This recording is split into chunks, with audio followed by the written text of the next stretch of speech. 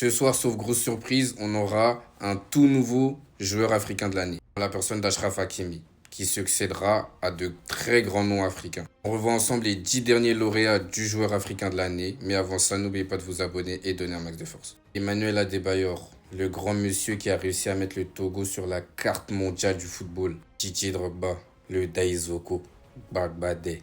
2 fois lauréat de ce trophée. Même si pour moi, il devait l'avoir 3 fois. Pas besoin de le présenter, hein. Tout le monde le connaît. Ensuite, Samuel Eto'o-Fils. Vous voulez les sandwichs? Très grand monsieur, l'un des tout meilleurs neufs au monde. 4 fois vainqueur de ce trophée.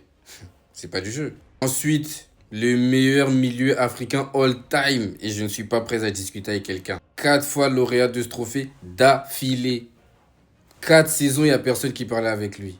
Mais les gars, faut respecter les gens. Ensuite, Pierre-Emerick Aubameyang, version Dortmund. Très très fort, parfois sous-coté même. Oui. Pour ceux avec Riyad Mahrez, l'homme qui adoucit les ballons, somnifère. Quand ça touche son pied, le ballon dort directement. Le Fennec. Et ce qui est encore plus fort, c'est qu'il l'a gagné en jouant à Leicester.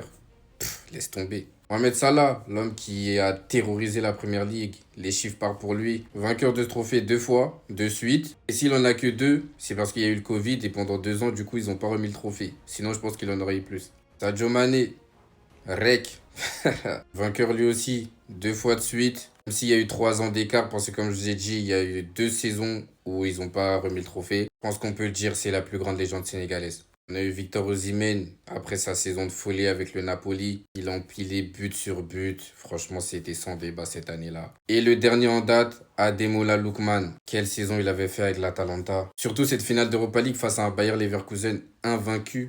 Il leur met triplé dans leur corps. Non, c'était trop.